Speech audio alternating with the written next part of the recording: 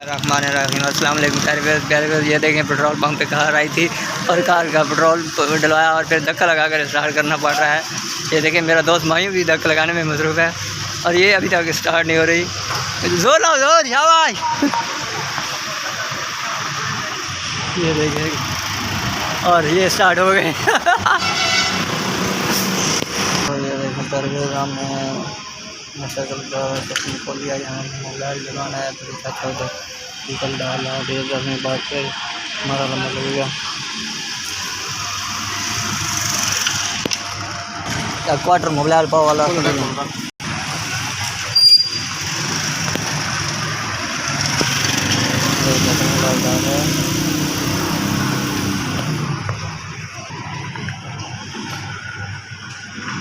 पड़ा वाला कब जाया दिया।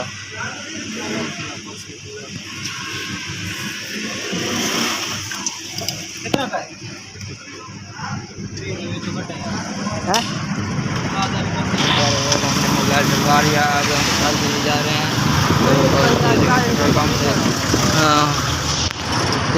तो प्यारे हम रोड पे खड़े हैं, आगे मोटर वाले हैं तो हमें पीछे मुड़ना पड़ेगा। तो मैं अपनी वीडियो का काम करता हूँ, मिलते हैं नेक्स्ट वीडियो के साथ। तब तक के लिए इजाज़त दीजिए। अस्सलाम वालेकुम।